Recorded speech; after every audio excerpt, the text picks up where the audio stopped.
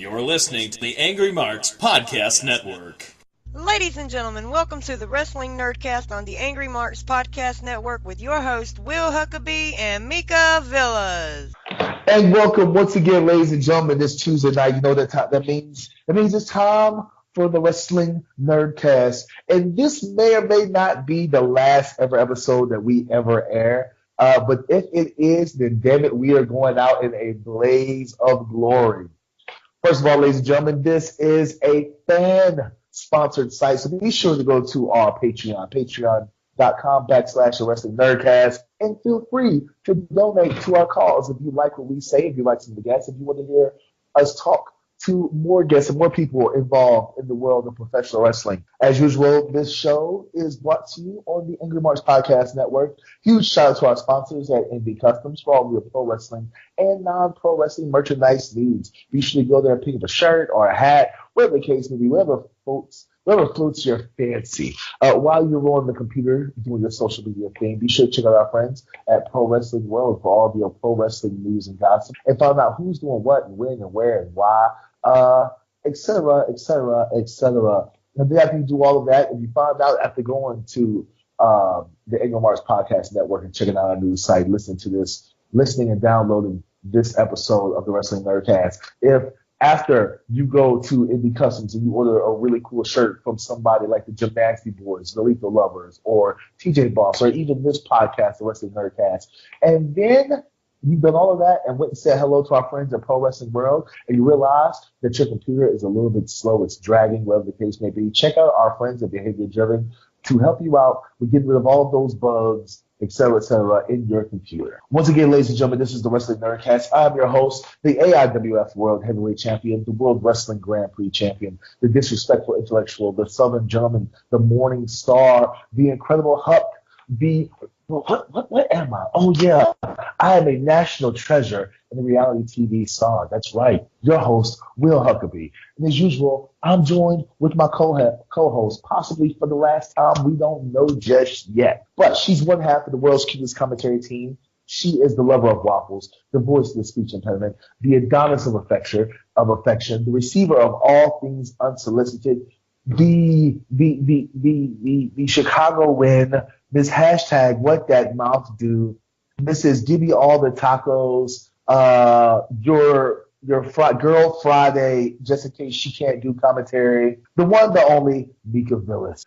What's up, Girl Friday? Wow, Girl Friday and Give me all the tacos. Give me all the tacos. That could be construed a whole lot of ways, but yeah.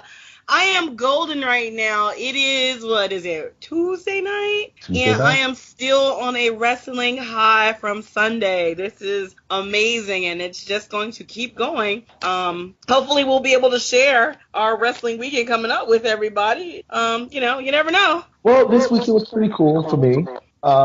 Saturday, I was in Glassboro, New Jersey, defending my World Wrestling Grand Prix title against one Chris Stiller. I had a really good match. Ended up getting beat up after the match. First of all, it was a very stiff ring, so my body's still banged up and bruised from that. But got jumped on the end of the match by the former World Wrestling Grand Prix champion, Biggie Big. So me and him have some issues. But other than that, had a really good time. Got to talk backstage with Tom Brandy, a.k.a. the Patriot. We were about to fight if it was Tom Brady backstage. Like, hold on. If it was Tom Brady backstage, I'd been arrested. I hate the Patriots and Tom Brady. But got to talk to the Patriot, Tom Brandy. Got to chop it up with Matt Stryker, of Lucha Underground fame, WWE, former WWE star, commentary on Lucha Underground, et cetera, et cetera. Got to chop it up with him. So it was really cool. And then Sunday, Lucha Atlanta. You were there in the building. I was there in the ring. I've seen so many different angles of what happened. A riot, full-fledged fan riot. For everybody who can't watch this on YouTube or whatever, I'm kind of sporting a black eye. My face is still kind of swollen. Got hit in the face with a glass bottle from like 6 feet away. First of all, I got hit in the back of the head with a glass bottle. Then I was dodging, trying to swipe away bottles and stuff that was being thrown in the ring. Bottle hit me on the elbow, so I have a nice little gash and stuff on my elbow /forearm. And then on trying to fight. We literally had to fight our way through the crowd to get to the back. I seen a little kid throw like a full Coca-Cola at one of the guys in front of me. I went to go talk jump to the kid, turn around, and this guy from like maybe less than 10 feet away threw a glass bottle and hit me dead in the face. So I got a nice little knot. I have a nice little black eye to show for it. Let's forget the rest of the show. Like the riot at the end. What was your thought process when all of that was going on? I was so happy I was in my little safe raised perch and that I was not one of you guys. Your faction now, this new faction, and you're protecting the owner of MLA Worldwide, Ricardo Ortiz Jr., and he basically ticked off a lot of people and said some bad things in Spanish that I will not repeat. I don't even know what he said. I'm going to tell you the truth. I don't even know what was said. Like, if you look at me and stand in the ring, Mika, I'm just like, okay, just smile and nod, because I don't speak fluent Spanish. Now, even if I did, they were talking so fast, I wouldn't have caught it anyway. I don't speak fluent Spanish, but I understand more than people expect me to know. And let me just say that he disrespected the crowd, which was a very mixed crowd, but predominantly Mexican, and they didn't like what he said because he said some bad stuff. So your glass bottles. I mean, this was reminiscent of, like, I think it was a bash at the beach where there was a riot at the end of the show. This was worse than that. It was worse. Yeah. It was way worse. I was concerned for not just you guys, because we're as much hell as I give you, I kind of like you a little bit. And I would have felt bad if, we had to get you to the emergency room. You had stars there like Serpentico, Mecha Wolf, who else was in? Martinez. I'm just losing names right now. But seriously, the crowd, literally, I didn't know how you guys got to your cars, I was, by the time I walked out of that building, I was ready to fight. If I would have seen the guy, because I seen the person who hit me in the face with a glass bottle. If I would have seen him outside in the parking lot, I didn't give a shit that there was already cops patrolling the parking lot as it was. Yeah, there were cops. The cops were called. I think maybe to protect you guys, actually, because the cops came in afterwards, and they were trying to get some order established. No, they would need protection for them fucking fans if I had seen the asshole that hit me in the face with a glass bottle. Oh, he didn't need the fucking cops. Believe you me, I was ready to fight that guy. I was so ready. I almost walked around the parking lot looking at different cars to find that guy. Oh, wow. Yeah, it was great. It was a great show and just a shocking, surprising, ravenous ending. People are very passionate about their wrestling, about their lucha, about their stars, about the people they care for. And this crowd got turned up, as we say in the hood. They were lit from start to finish. And at the end of the show, man, they were on fire. And I'm surprised that the venue still had a roof because they were losing their religion in there. I'll tell you what, man. Like, I talked to Lacey Lane, who was involved with Mecha Wolf and stuff. That's his valet, whatever you want to call it, his partner. And I looked at Lacey Lane afterwards, and I was like, where the hell were you at? She was like, oh, no. She's like, I knew what was about to happen. She's like, as soon as we all had the little meeting and I heard what y'all had planned, she's like, I knew what was going to happen. She's like, I've been in that situation before, and I was not about to let that happen again. Like, there was literally people, like, at first it was just like, streamers and maybe, like, some trash and stuff. And then it escalated to, like, food. And then once I realized somebody had threw like an entire fucking soda in the ring, I was like, okay, now it's getting serious. And by the time that full soda came into the ring, it was like, thump, glass bottle. And when the first glass bottle hit me, I was like, what the hell was that? Right. And I look down and I see a glass bottle roll up the ring, and I'm like, holy shit, they're throwing glass in this motherfucker. And by the time I said that, Barry Martinez, I want to say that's his name. If I mispronounce the dude's name, one of the guys we beat up. He's laying there on the ground, and fans are throwing bottles and full half and full sodas and trash and food. And I'm looking. That was Porto Nocturno was on the ground with Barry. Yeah, and I'm looking and I'm like, okay, yeah, we beat these guys up. But they're covered in the Puerto Rican flag, and I don't want to get anything on the Puerto Rican flag, so let me stop this from happening. And next thing I know, like, here, I see another bottle coming, and I just threw my elbow up. And I didn't even realize that it was glass until it hit my elbow. And then, like I said, here comes Pagona. Is that his name? Yeah, Pagano. Pagano. I'm bad with luchador names. Him and Pagano and Dr. Wagner Jr. comes to the ring and stuff with chains. And of course, we had to beeline out because we didn't have any chains, whatever the case may be. And that's when it got really dangerous. When they came to the ring, it got really bad. Yeah.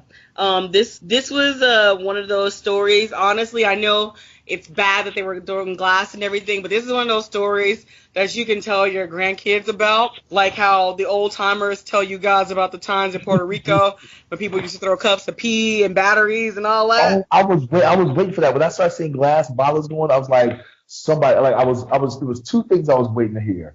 I was listening for the sound of glass breaking, because that means that somebody was about to get stabbed. And then I was waiting to see like batteries or cups of piss. Now this was a family show. Let me just go ahead and put that out there. Really? Are you sure? Yeah. Now, I know it was a family show, and they weren't expecting you guys and that basically that turn that happened, that huge massive heel turn. So they were drinking their sodas from venue provided or what have you. So the food and the bottles and all that was kind of like, hey, I spent my $5 on this soda, but I'm so pissed off, I'm gonna chuck it at these people. So they weren't coming prepared for war, so to speak, like the people in Puerto Rico at the arenas did back in the day. But they come with bottles of piss already ready. Right. They're pre-made bottles of Tinkle. They got the batteries from the remote control, the kids' toys and stuff. And they brought all stuff.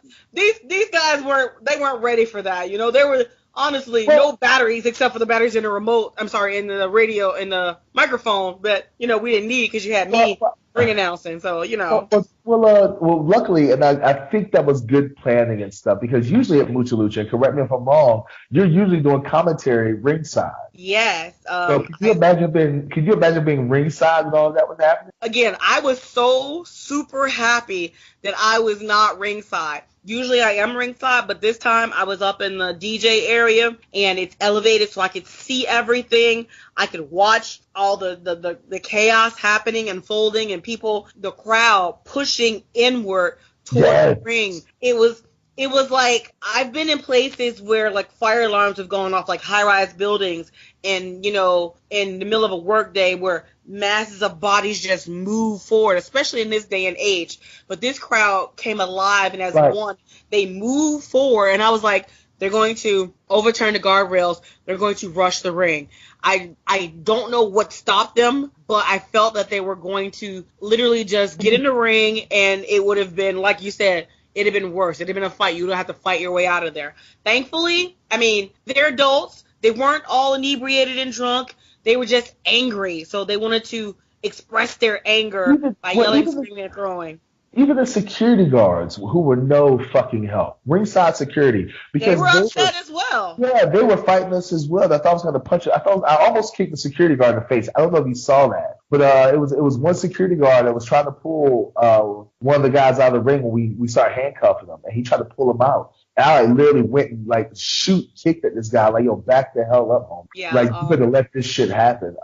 But for my regular shoot job and stuff, in a previous life, before I got into wrestling, I did security for a living, working in bars, working in hip hop clubs, working in biker clubs, doing personal security and stuff, working at concerts. So a part of me, when they started pushing up against the guardrails, and I saw one guy with a chair, and he was going like between the chair. And I went from being a wrestler to, okay, this is security, personal security will now, where it's like, I'm going home, and if I have to put you down, I'm going to put you down. Right? So I was definitely ready for fans to jump the guardrails, because like, okay, when the first person jumps that guardrail, it is on. Like your post, you were like, hey, I got hit with a glass bottle, and they were like, I need security. You were security. You were personal security for Ricardo Ortiz Jr. So you took the bullets, plural, for this man, because thankfully he didn't get much. Fine. Right. You did your job well. Oh, thank you. Thank you very much. I got paid for it, actually, too. I actually got, when he found out, because I'm in the back and my face was bleeding. You came in afterwards, actually.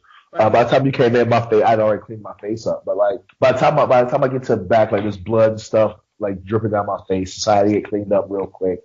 Luckily, it wasn't like crimson mask. It was just, little trickle, like bing, I gotta knock my head, it's busted open, whatever. No little trickle. You should have sold it, man. I mean, that's that extra blood money, right? No, Is that what blood money is? no, but by that, no. Let me tell you something. By the time I got to the back and like seen my face, I was ready to fight. Like it was like, okay, this is no longer wrestling. Like this is real life. I'm about to go out here and find this guy and beat the shit out of him for real. Like, and I don't give a damn if he has his kids with him or not. Like somebody's about to take an ass whooping for my face right now.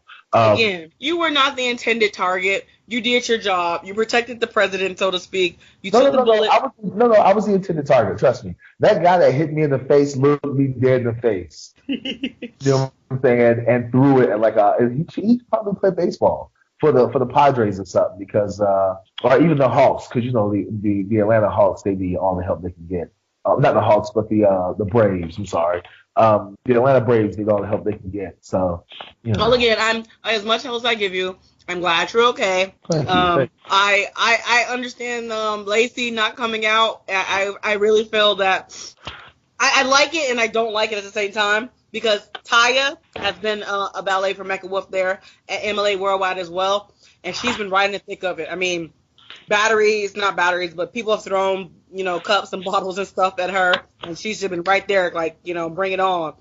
And she also is very fluent, of course, in Spanish, and she's had choice words for the audience as well to help fuel their anger. I'm gonna learn a couple of choice sentences in Spanish. So for the next show, because I'm pretty sure the next show, I know I laugh and joke about wearing armor and stuff to the Red Wedding, but I feel like I'm definitely gonna need to wear like armor and a helmet. I'm coming out like Norman Smiley, like hardcore Norman Smiley back in the WCW days where he had like the full hockey goalie mat and the full hockey goalie gear on with the chest protector, the knee shins, the big huge goalie mats. I'm coming out with that. Oh my gosh, that'll be horrible. I'm gonna start tasing fans. I don't give a shit. I will tase a fan. You'll punch a kid too. I mean. Will punch a kid. I will punch a kid dead in the fucking face. Is there no line that you won't cross, sir? I mean, seriously, is there not a line? When it comes to my safety and getting hit in the face with a glass bottle, no. Again,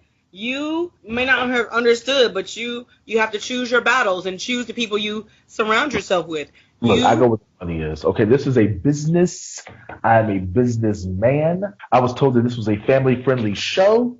And then those deplorables, listen, as our celebrity in chief would call them, yeah, those deplorables. You run a risk in business of things not working out exactly how you thought, and this is one of those times where you thought that it would be fine. They thought I don't know what they thought it would be fine or not.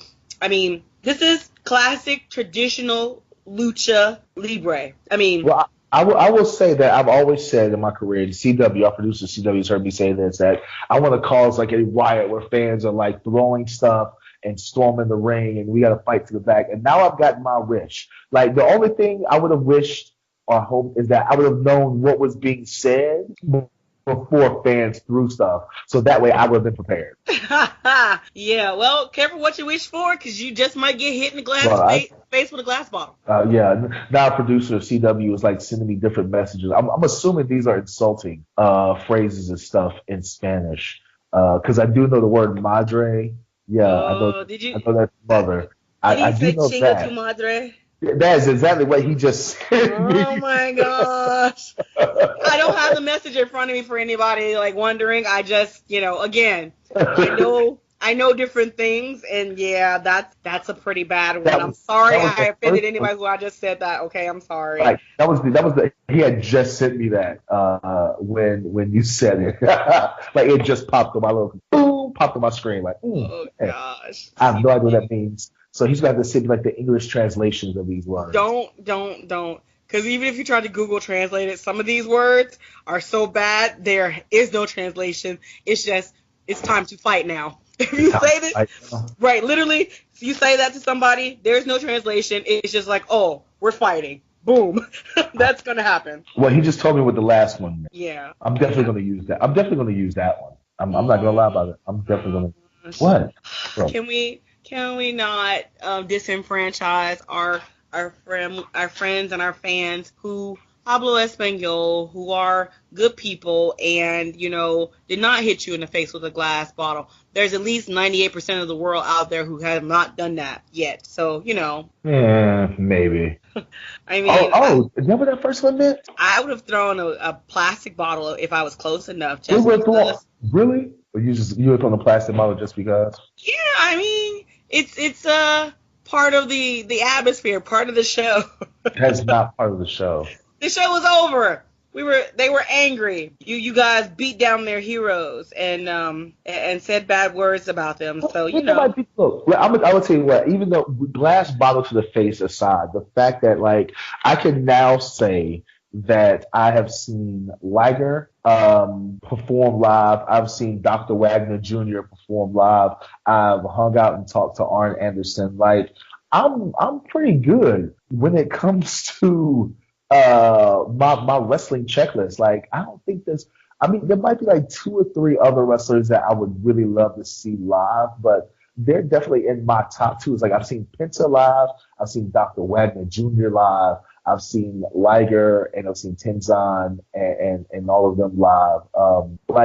I've shook the hands with Mr. Hito. And I've actually had a conversation with the owner of New Japan Pro Wrestling when I was in San Antonio, Texas. So yeah, that was amazing. Literally sat down right behind him during a branded outlaw wrestling show in San Antonio, Texas a couple years ago. And me, him, his assistant, MVP, Shelton Benjamin, we all sat there and just chopped it up and just talked wrestling. And it was so cool talking to those guys. So, I mean, this is what wrestling is about, is just meeting people and meeting your heroes or people that you grew up with, people you grew up watching and stuff. Football players, they can kind of do that. Baseball, other sports and athletes can kind of do that. But I think that when you become a professional wrestler and you get to that point in your career where you can sit down and talk to Ricky Morton, y'all have known each other for decades, or you can sit there and, like I said, talk to a Dr. Wagner Jr. And really, I was there in the building before a lot of the talent got there and stuff. And he walked up to me like he was a greenhorn, like he was fresh in the business. And I was sitting on my phone messaging, and all of a sudden I see legs. I'm like, oh shit. And I look up and it's Dr. Wagner Jr. I scramble to stand up. He's like, no, sit down. He's like, and then he says, "Como está?" I'm like, "Estoy bien," because that's the only Spanish I really know is "I'm doing good." How are you? I'm good. That's about it. But just that little conversation was really, really still cool. That you have that forever.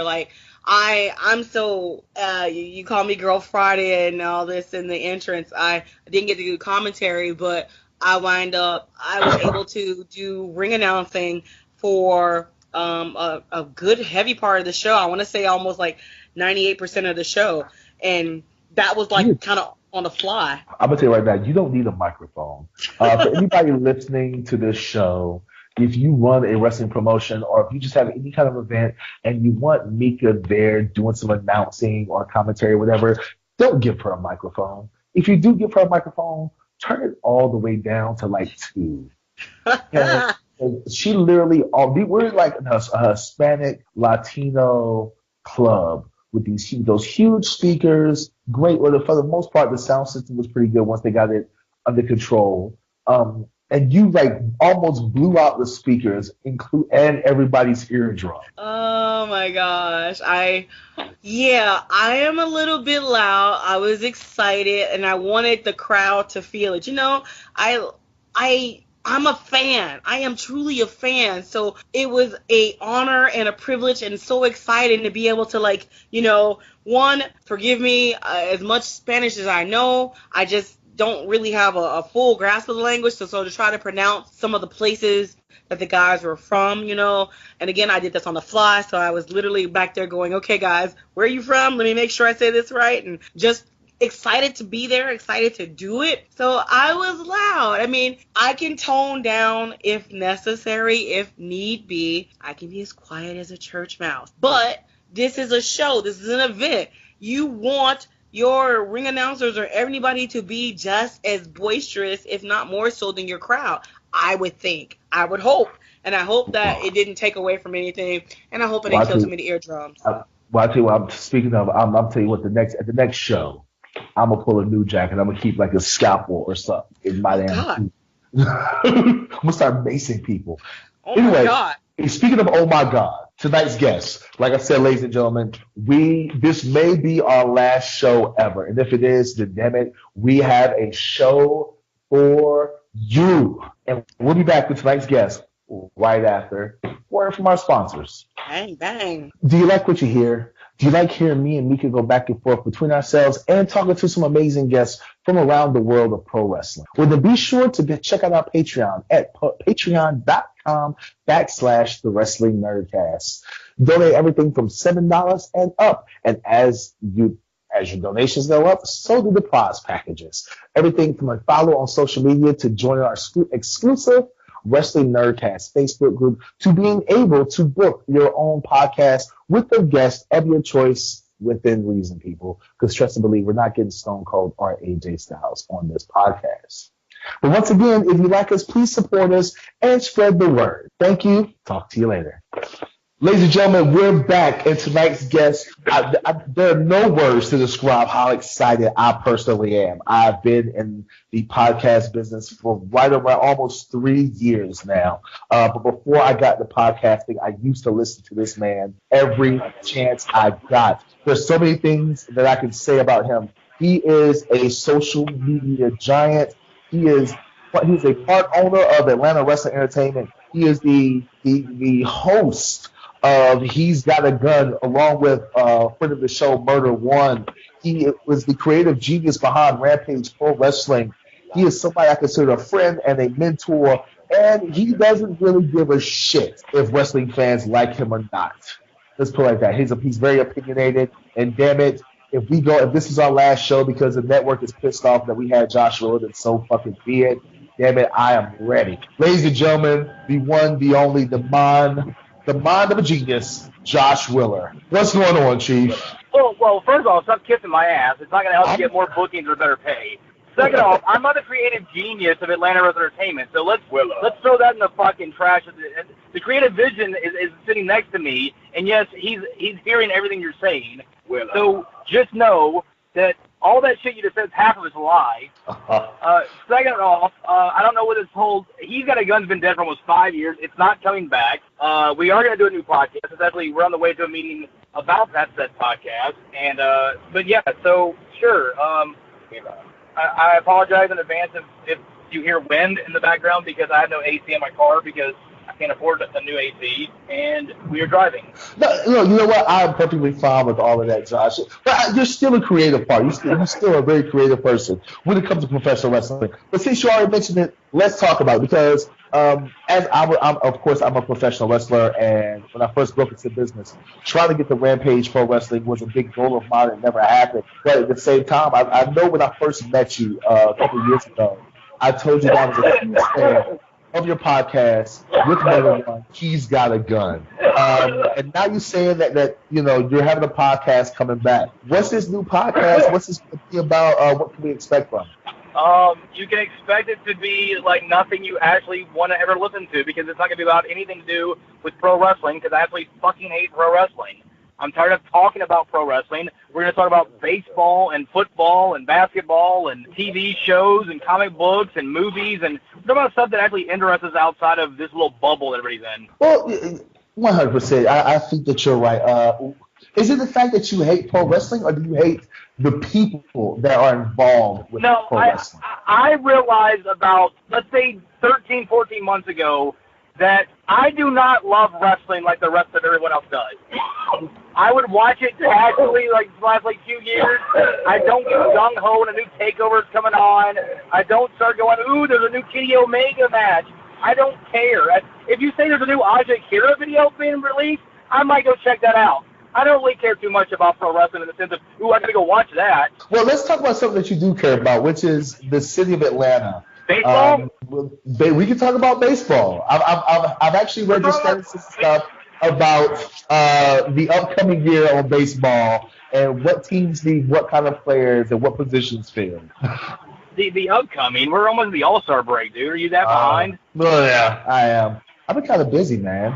I think I got a co-host. Huh? Don't you have a co-host? Yeah, Yes, I'm I do. listening. I'm letting him do his deal. I'm listening to you and your, Chicago wins! Oh God. Shut up, nigga! Jesus Christ.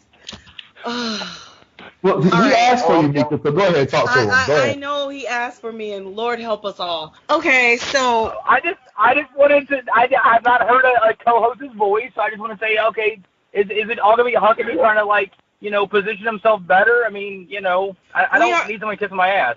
I don't like that. So you know I'm not gonna kiss your ass. Is that what you're? I know you can't stand me. Wait a minute now. I can't stand you. Mika, you don't like Josh? You don't like me. I like No, everybody. she- I am Switzerland. She will tolerate me. Let's reframe that. Barbershop. Hold on. Okay, hold on. Let me first clear the air then. I tolerate everybody. I'm Switzerland. I don't hate anybody. I don't love anybody. I'm totally, completely numb to it all. You say you don't care about wrestling anymore? I don't care enough about people to like or hate them. Everybody's just straight up down the middle. Okay, I understand. Okay.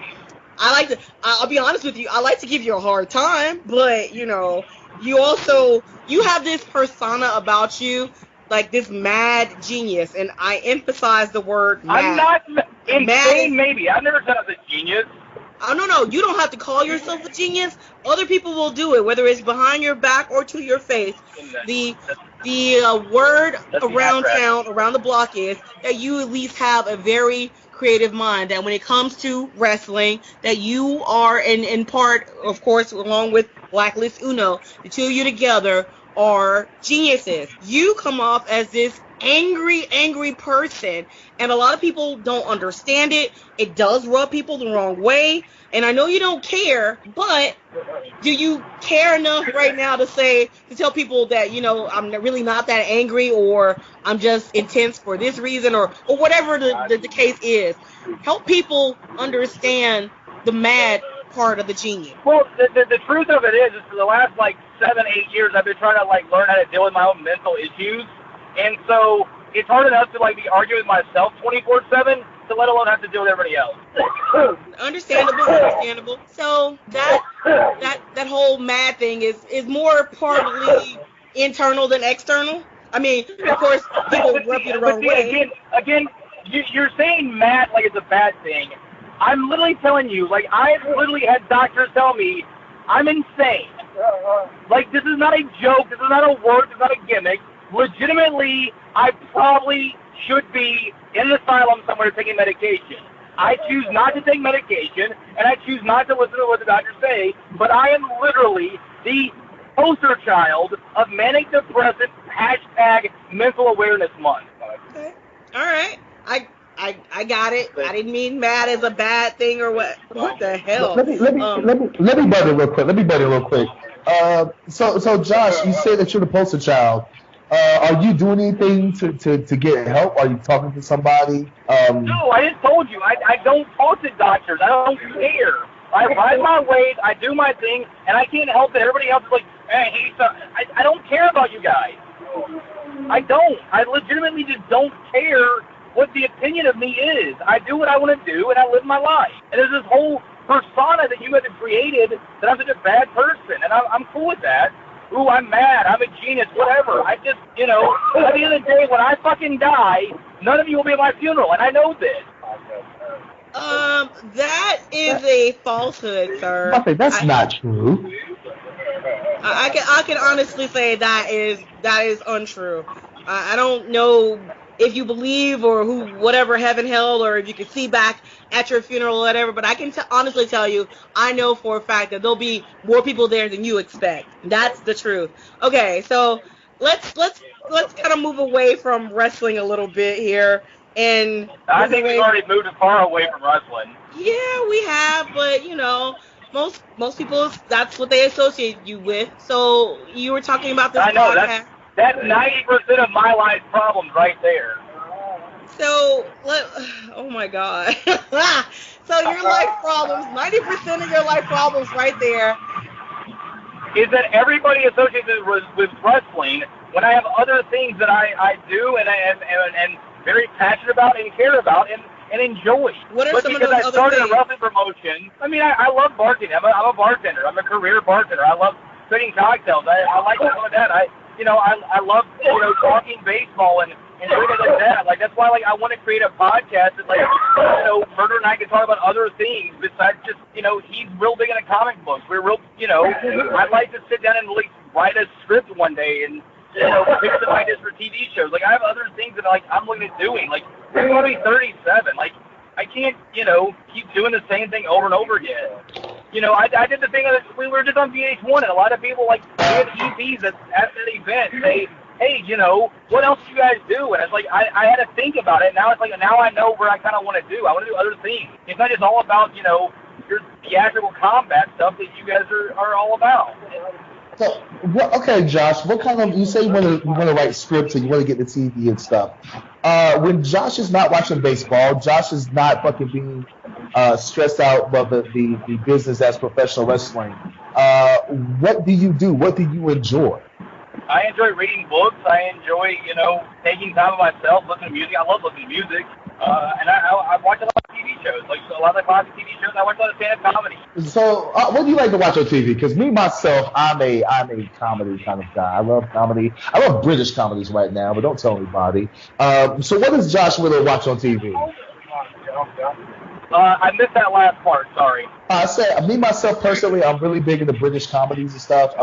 I'm actually trying to watch the rest of Luke Cage Season 2. But what is Josh watching right now? Right now, I've been watching a lot of comedians comedians in Cars with Coffee, the Jerry Seinfeld thing, and I really just, honestly, I've not had a lot of free time lately because I've been working so many hours at my job, and I just, when I get free time, I'm watching, stand-up comedy things. I watch a lot of Young Turks on YouTube. I'm, listening to the Joe Budden podcast. I'm on Wednesdays. Like, that's really about all I do right now. I'm Dying Up Here's a great little show that I'm watching on Showtime. I love Last Week Tonight with John Oliver. That's my jam. I'm kind of a boring person. That's why, like, it just, you guys have created this image of me that's totally not true. So.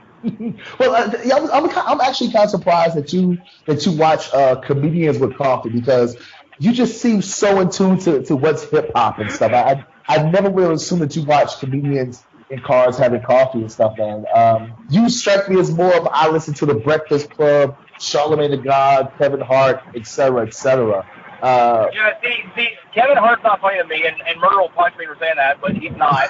And Charlamagne the God has been the same thing for 20 years. Now, I'm going to ask you this, because you're in tune to what's hip hop and stuff. What was your whole take on the 2-week-long feud that was Pusha T versus Drake?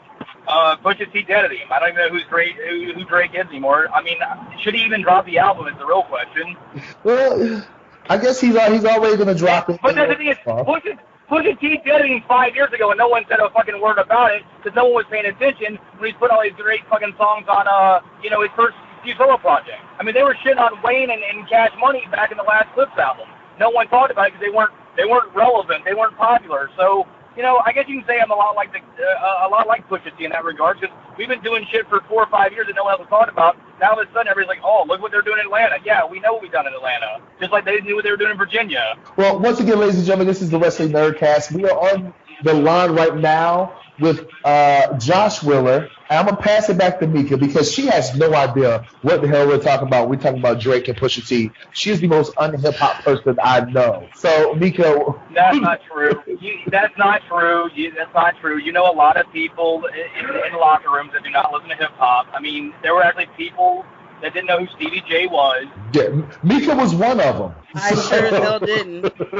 I still don't know who he is. I still, look him in Little Scrappy or Scooby or whatever his name is up or whatever to see if there's anything that I'm going to be down with, but no.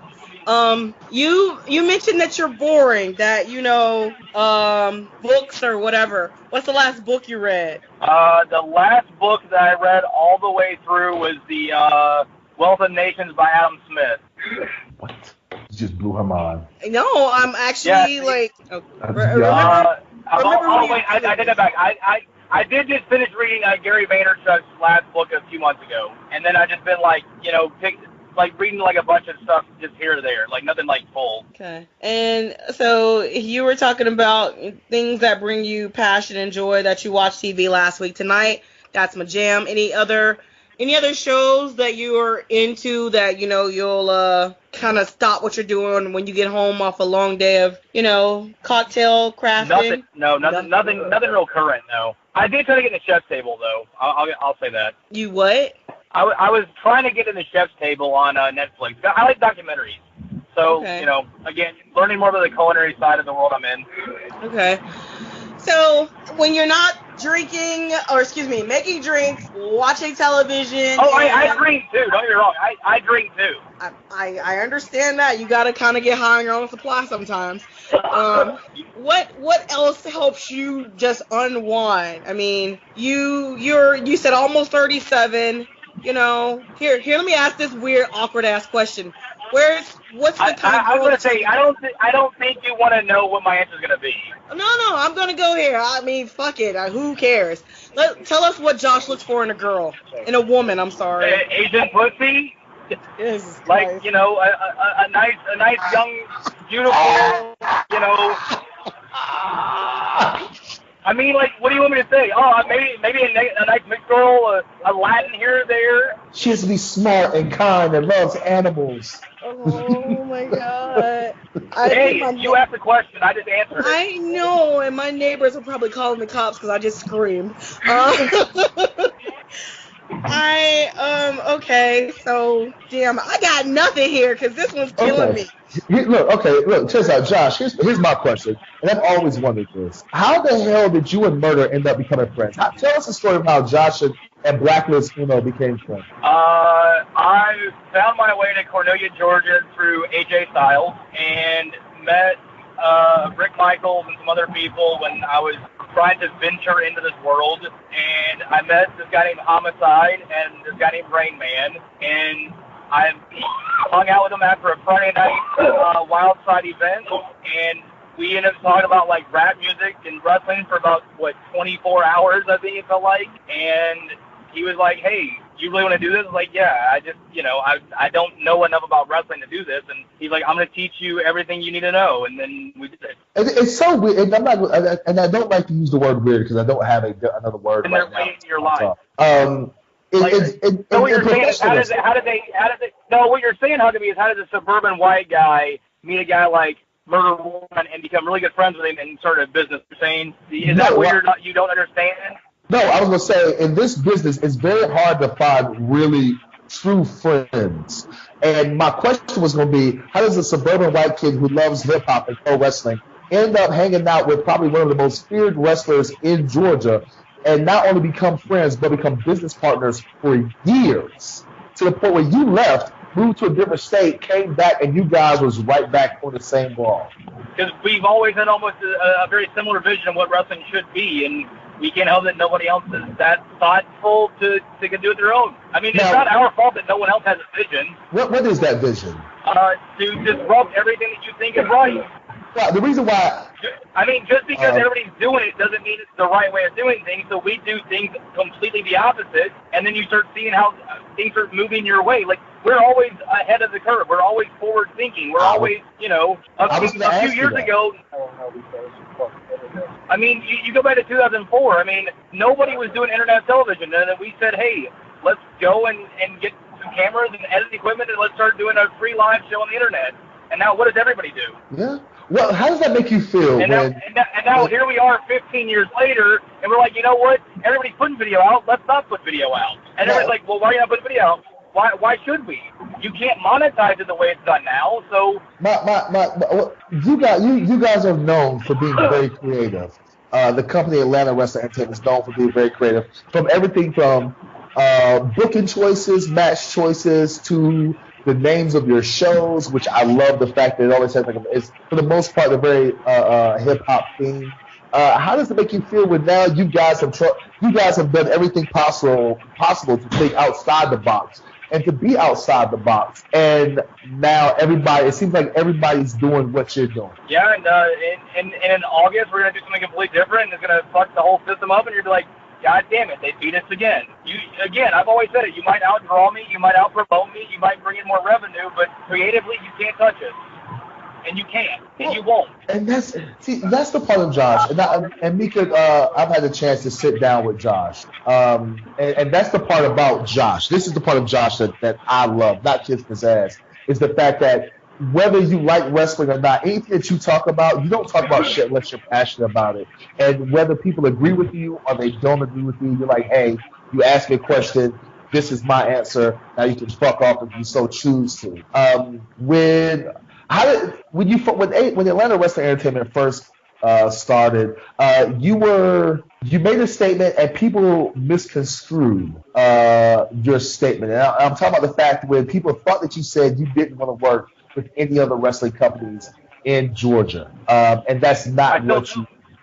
But that is what I said. Because what I said is I don't want to work with other companies because they are going to piggy. Like, what I mean by that is, like, okay, we're not going to do a co-promoted show of Anarchy Wrestling and AWE. That's two different universes. That's a DC and Marvel crossovers, as Uno would like to say. It'd be like the Yankees and the Mets using the same players on a game. We don't do that. Now, will we work with you as in the regards of, hey, we got so-and-so flying in. You want to get them on the day after us and help us with the flight? Yeah, I'll do that kind of shit. But when it comes to actually, like, let's share a venue and let's split, no, fuck that. That's stupid. and if that's what you think working together means, then you're stupid. Ladies and gentlemen, that is the one and only Brotless Uno that you hear in the background laughing. I think that response definitely made him laugh. Mika, what else do you have for Josh tonight? I don't have enough beer in my system for this. So I just want to touch on that where you said you didn't want to work with any other wrestling company in Georgia. You did work with Evolve for all the good or bad. Here's how that worked out. That deal was brokered, and it came back to fuck us really hard. And they know they did, and Floatline knows what they did, and fuck both of them.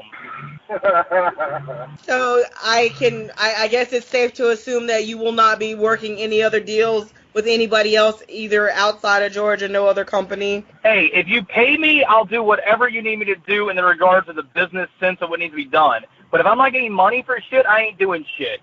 I learned that the hard way the last 2 years. Either I get my money or you don't, or there's no deal, period. And you will sign a deal memo or a contract before anything takes place. That's why the Southern Fried Game Room Expo and AWE has been so successful together. Atlanta Wrestling Entertainment have been successful together because they pay me. They pay me to bring a show there and help promote their event. Venues use us because we help bring people to their venue, and we help sell a ton of alcohol. Sky Vodka, Campari, America, whatever the actual corporate is, they pay us because we promote their brand and sell a ton of alcohol at the bar for them. You think people are drinking Sky Vodka without me pushing it? Come on. When was the last time you saw Sky Vodka in a back bar in a bar? Only at AWE shows. And you're down in it every time you buy your $6 Kool-Aid. And you're loving it because you don't realize the difference between a cheap vodka and a decent vodka and another vodka. Because all vodka's the same. Oh, Lord of mercy. Speaking of AWE, those letters that you corrected yourself on and said Atlanta Wrestling Entertainment, this upcoming show is Cease and Desist the Musical. I won't ask about the musical part, but I will ask about the Cease and Desist. Are you able to talk about anything behind that or what's going on for those who may not know or know about that situation? I talked to the attorney. The attorney stated his case. He stated another, verbiage that I thought was kind of interesting. I said, okay, well, when you decide to bring it to Atlanta, Georgia, I'll see you in the court of law. And he said, I'll see you in the court of law. And I've not heard a word since. And I also haven't heard anything else about a 60-city tour either. Have you? Nope, I have not. That's what I thought. So why the musical at the end of the show? Because for the first time in 4 years, we're actually going to have a musical act at the show. Because everybody's been asking, why don't you guys get a local band? Why don't you get some local rappers? Okay, we're going to have some local rappers. They're going to fucking put on some great little performances. And the fans that are like, why did you bring music to a wrestling show? Are going to be the same people who were like 2 months ago saying, well, when are you bringing music to a wrestling show? Because why not do something different? Because again, we started doing things differently in the Southeast about 4 years ago, and I saw all these little mini-me's topping what we're doing. So again, we're going to be forward thinking. We're going to do something a little outside the line. We're not going to bring in a band because I could care two less if the guy can play the bass guitar or hit some drums in the right fucking rhythm. But I like hip hop, and so does my co-partner, and we're going to fucking have some goddamn hip hop playing. I love that, man. I love that. The thing that let's talk about the Atlanta Wrestling Entertainment fan base.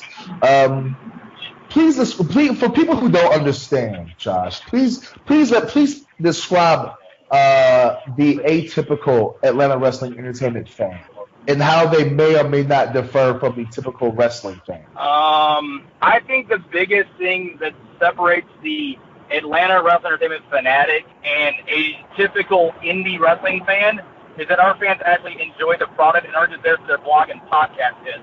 I think they legitimately want to spend $20 to $30 on a ticket to see good wrestling and to be entertained and not have to say, that match wasn't 2.5 stars. I don't have William Huckaby in my spreadsheet. Oh, that would never happen. And I'm fine with that. You're terrible. You wouldn't get any spreadsheets. You suck, nigga. I would never be at Scenic City, and I'm fine with that. I've actually addressed that on this show, so I'm fine with not being at Scenic City. And another thing I brought up, the Atlanta Wrestling Entertainment fanatics are very vocal, and not only that, but you have. And this is not me kissing your ass. And let's just be honest, I'm not going to kiss your ass. As a professional wrestler, and I think the Blacklist will say the same thing, very few promoters can instill the kind of loyalty, for lack of a better word, and dedication to a company or to a brand or to themselves like you have. I knew I disagree completely. And I'm going to tell you, this is just my own personal opinion. I knew that there was something special about you and Atlanta Wrestling Entertainment. The first time that we worked for you, and Sugar Dunkerton stopped in front of the entire locker room and spoke up for you. And I was like, well, if Sugar says that this guy fucking is good, it's good for me. And I've personally seen guys make concessions for you that they haven't done at other places. What do you attest to that? That's on Uno. I mean, Uno's vision is what makes this thing fucking work. Uno scares people. Uno makes people nervous. Okay, that's what it takes. I mean, you've heard stories about Bill Watts and Ernie Ladd did the same thing back in the 60s and 70s in the Mid-South. So, I mean, if it works, it works. Maybe that's part of the problem is that you don't have bookers that instill fear anymore. You have bookers that just make people say, maybe I could pitch this awesome dream match I got. Maybe you need guys with a little bit of brain and brawn to get people to do what needs to be done to make this thing work long term. Well, Josh, I know that our time. I know you're a very busy person. I know our time is, but we can give us like another 10, 15 minutes because a couple of other things I really wanted to ask you. Number one, when wrestling is done, what does Josh want to do away from wrestling? I want to retire to a foreign country and just watch baseball all day. Literally, that's all I want to do. Do you have a country picked out? Right now, I'm torn between North Korea, Costa Rica, and the Dominican Republic, and maybe somewhere like Australia. I'm like, do you hablo español at all, or are you just gonna go there and be the America and like Dominican Republic? You don't need to know. You don't need to know their language. They're not like America. They're not jingoistic. They know English in most of these countries. Depending on where you go in the Dominican Republic, but okay, fine. They still know English. I've watched plenty of documentaries. I'm not gonna argue with you. I'm Switzerland. I'm good. Josh, what do you want your legacy to be when it comes to professional wrestling? I don't really care what my legacy is in pro wrestling, to be honest with you. Maybe the guy that brought wrestling back to Atlanta, since nobody else had the balls to do it for the last 20 years. Is that very Everybody's afraid, it won't draw. Well, we've done okay for the last 3.5 years in the city, so I see that we're outdrawing some of the cities that do draw, so. Do you not have like a sense of accomplishment at least, because you've had some talent, some names, some people pass through your doors, and people who are on like shows now on Impact or on Evolve, on these indie-rific shows, who've come through and just kind of called this their home base? Does that not give you a sense of pride, or at least to say, you know what, I gave this person their start or a chance or helped them on the road? Yeah, I mean, it allows me to say that, but do those same people then actually really give us the credit for what we've done for their careers? That's the question you have to ask. We know what we've done for people's careers, but did they say the same about us when we're not right next to them? I would hope that some people at least, throw a good word back or forward, because I've talked to some people who have, they still fly this AWE flag high, I mean, do you want to mention some names, or are they embarrassed? No, Sue Young for one.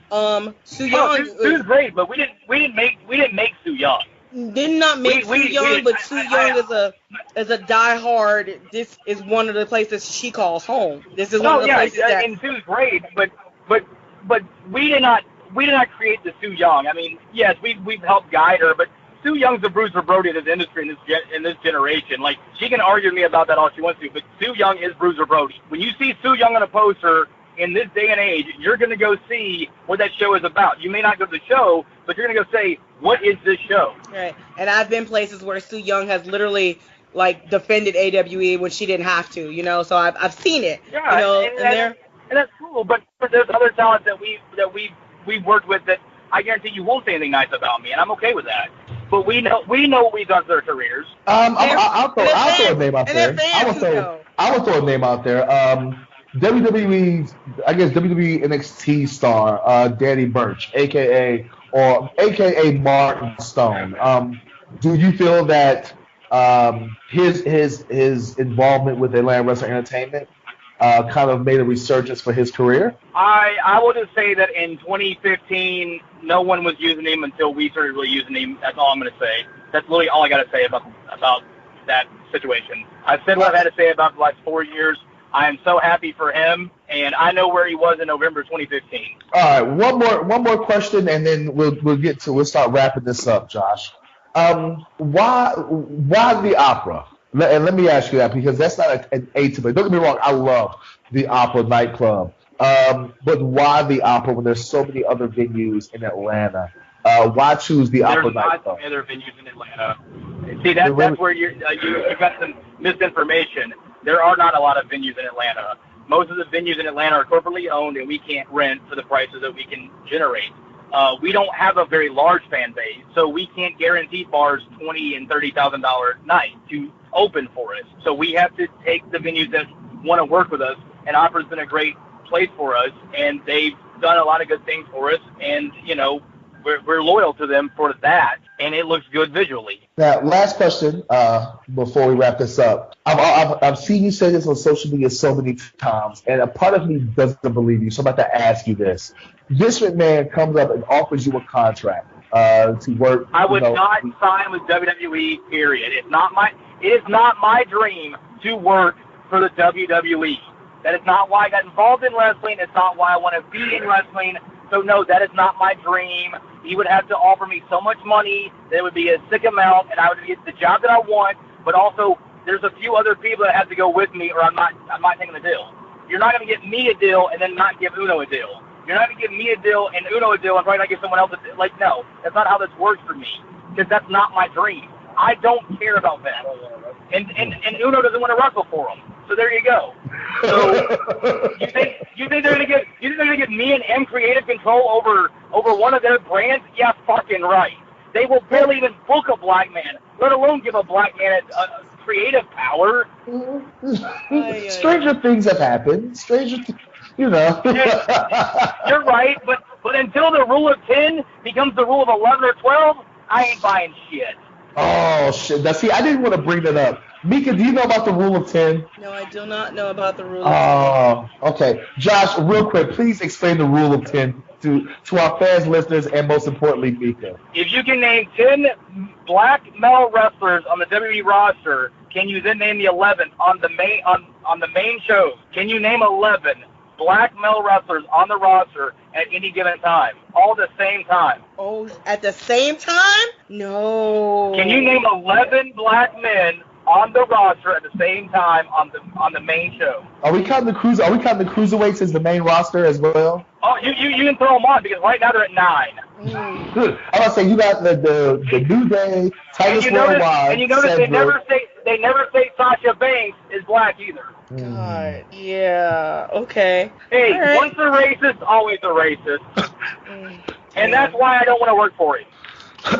See, I think I had 9, maybe. I had, well, no, I think I only counted 7. Yeah, What am I missing? you have 9. You make it a 10, but you'll never get to the 11. No, I'm saying right now I can only think of like 7 or 8, I think. I know you got the New Day. I can name everybody right now. All right, go ahead. Name the 10 right now. Okay, right now on 205 Live, you got 2. You got Cedric and Leo's about to debut. On SmackDown, you got Shelton Benjamin and the New Day. That's 4. On Raw, you got R-Truth and Titus Worldwide. Yeah, that is 10. And with Jason Jordan's about to get back, so somebody will get released. Don't forget Bobby Lashley. And Lashley. So that's the 10th. You're right. Wow. Because Jordan's injured. So you saying when Jordan comes back, somebody has to drop out? Do not be surprised if Apollo Crews is working for AWE this time next year. Oh, jeez. Damn. All right, well, Josh, all right, a couple of rapid fire questions we were asking. We asked all of our guest leads and stuff. So just tell us what you think, all right? Sheets or Wawa? Quick Trip. I'm from Atlanta. But Quick Trip, I was just down in Georgia, and Quick Trip, like, they closed their food part early. IHOP or Waffle House? Wait, time out. Who goes to a gas station to eat their food? Wrestlers. Because I never sit down and eat most of the time. Time out. Who goes to like, seriously, like, you might get a slice of pizza occasionally when you're hungry or a donut for breakfast, but if you're going to get a real meal at a gas station, I have to question your health choices. Well, I'm fat, Josh. And I'm fat. I'm fat, too. So, you know. But Sheets is the shit. Anyway, IHOP or Waffle House? I feel like I already know the answer to this. Neither. Both of them are disgusting. Waffle House is supposed to be disgusting. All right, last question. Again, I don't eat at these places. Like, I wouldn't, like, the only time I eat these places is, like, when I'm, after a wrestling show is the only open. But I always prefer Steak and Shake over any one of those. And if I can find a Denny's, I take Denny's. Right. Oh, Denny's is racist. Never mind. I won't go to Denny's either. Or I just go to, what's the vegan place in Buckhead we don't like? Hard Thomas or something like that? Never heard. Last question. It's not a chain, guys. It's not a chain. You actually have to, like, know the locale that you're in to at least find a lot of these restaurants. I don't try to support corporate America every chance I get, Huckaby. I'm just a fat kid who loves food. Anyway, guilty. Last but not least, guilty pleasure song. Guilty pleasure song? Yes. Air Force One. Wow. Did not see that coming. Anyway. Uno says that your last name sounds like a jam company, and I have to agree. My last name what? Sounds like a jam company, like Huckaby's Preserves. William Huckaby's Jam. You know what? If I ever decide, it's like when you go like that one like gas station on the way to Florida when you go through Georgia. It's like right to the state line. It's like an old like cabin, and they sell like the alligator like jerky and the Huckaby's Jam. You know what? Tell Blacklist that's better than what Cat Williams said about my last name, because Cat Williams said that Huckabee sounds like some bullshit weed. So I would take. Cat Williams said that Huckabee sounds like somebody smoking a cactus. So I will take that. I will take the jam and jellies over bullshit weed any day. All right, John. Oh, God. Wow. So, all right, Josh, this is the part where we tell you to get your shit in. Please give all my fans and listeners. You can get a half out the Huckabee for $20. Oh, see what you did? I see what I did there. Josh, this is where you chance you get your shit in and let your fans and listeners, or let our fans and listeners become fans and listeners of yours and follow you on social media. So, if you would, please give our fans and listeners your social media. I just gave it out. You didn't hear it. Sorry. I'm making all my social media private. Like, you guys think I'm joking? If I didn't have to help manage the AWE Facebook stuff, I would not have any social media right now at all. Can you give out at least the AWE Facebook and Twitter then, and tell us about what's coming up? It's ATL Wrestling ENT on all social media except Facebook. That's Facebook.com/Atlanta Wrestling Entertainment. This Sunday night, it's Cease and Desist, the wrestling musical. Joe Black defends the Georgia Wrestling Crown Championship against Eddie Kingston at the Opera Nightclub, 7:35 p.m. bell time, with some musical acts by Deuces and Carly Bravo, and perhaps some more. And, well, that's all you guys need to know. If you want to catch the rest of the show, tickets are on sale at ATL ceaseanddesist.bpt.me.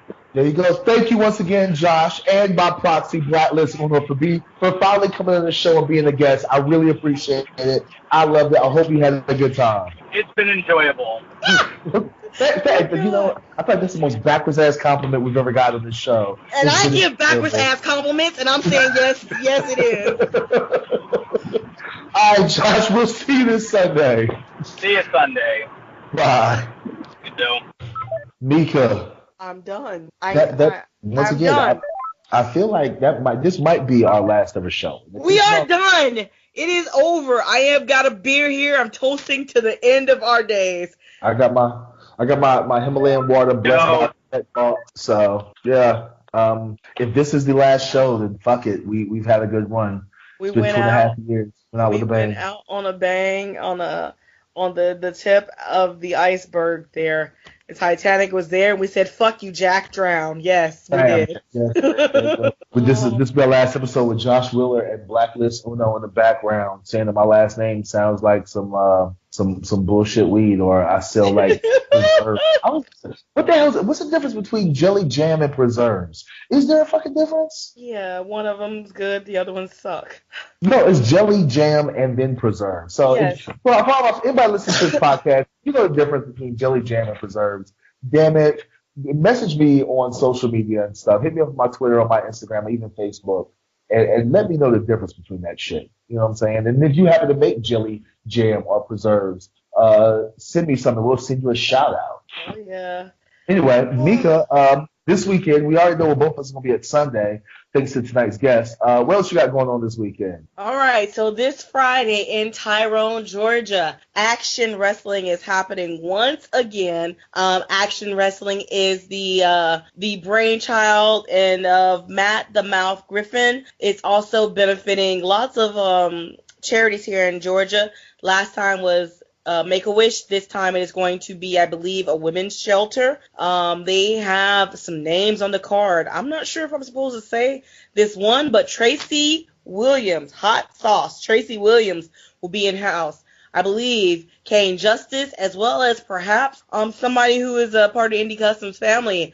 I believe Anthony Henry is also on the card there Friday in Tyrone, Georgia. Saturday, UIW, Universal Independent Wrestling, will be back at the Livestock Pavilion. The UIW Heavyweight Champion for over, I believe, 700 days now, Adrian Armour, is defending his title against a mystery opponent. Nobody knows who it is. So his title success is unprecedented. Of course, probably not just in the Southeast, but maybe the world.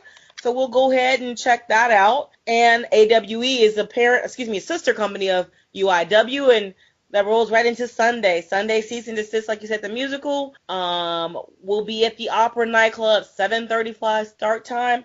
I will be in house. I'm not sure that I will be able to do commentary. We'll see what happens. Might have some other things planned. I will not ring announce this show. I will leave that all to the vocal stylings of One Wheeler Josh. But yeah, that's my weekend. Well, Saturday, I have a charity show in fucking Charlotte, North Carolina, and don't get me, I don't know who it's for or where it's going to be at. Like, the guy was supposed to send me the details. All I know is that the show is still going on. If it's not going on, I've already got my deposit, so fuck it. Then I'll just have a free Saturday. I don't care. I'm in that Josh Wheeler mode right now, I guess. It's like, whatever. Are we all in fucking mode now? Just like, fuck it. I'm not doing commentary on Sunday, but fuck it, I'll be there. Yeah. Stevie J, I'm sorry. Like, you know, we had a good run, but, you know, fuck it. Oh, Jesus. This is great. But Sunday, via AWE, Opera Nightclub. I don't know what the hell I'm doing yet. I don't know who I'm facing. Hopefully I get my hands on Aaron Epic again, because he cheated me last time. He made his Little Mermaid girlfriend. So yeah, they got you. They got you, dog. The hell with them. Fuck both of them. Traveling serial killers, man. I don't know if you want any part of that. You want to make it home? You might not want to mess around. The Indie Darling Killer. Anyways, what's your social media so our fans, listeners, can send you all things unsolicited? My social media, Facebook, Mika Villas, Villas. My Instagram, Mika Villas, Mika Villas. Twitter, Mika Villas. And if you're lucky, maybe I'll be nice and I might give you the Snapchat. There is also the premium Snapchat, so by all means, check out our Patreon account, and we can get you onto that list of those folks doing the premium Snapchat. Is that the Snapchat where people can watch you eat chicken wings? Shut your mouth. I was eating fish tonight. Just saying. You was eating fish. Huh? I was. Go ahead. Wrap this up. We're done here. What kind of fish was Mika eating tonight? Stop it. Show up, please. Was it sea bass? Ew. Was it flounder? Stop. Just was it please. salmon? Salmon that ass. Anyway, ladies and gentlemen, once again, this is the Wrestling Nerdcast on the Angry Marks Podcast Network. Last time, send a huge shout out, thank you to tonight's guest, Atlanta Wrestling Entertainment owner, Josh Willer, and his buddy and friend of the show, Blacklist. Thanks to both of those guys for being on what may be our last show ever. Huge shout out to our sponsors, Indie Customs, Pro Wrestling World, and Behavior Driven. On behalf of this network, which may shut us down. If they don't, then damn it, something's wrong. On behalf of our producer, C.W. Smith, on behalf of my homegirl, one half of the world's greatest commentary team, the lover of waffles, the voice of speech impediment, the Adonis of affection, Ms. Hashtag What That Mouth Do, Chicago win, as you heard Blacklist yell in the background, the receiver of all things unsolicited, Miss, show her some tacos. What else did I call you? Some notes about Mexican mispronounced Spanish words. Give me all the tacos and something about ring announcing. I don't know. Oh, yeah. It's ring announcer. Mucha ring announcer. I am the AIWF World Heavyweight Champion, the World Wrestling Grand Prix Champion, a disrespectful intellectual, the Southern Gentleman, a national treasure and reality TV star, the Morning Star, the incredible Will Huckaby, saying that this may just be the most dangerous show in wrestling podcast history. With that being said, peace out and support indie wrestling. Bye-bye. You're listening to the Angry Marks Podcast Network.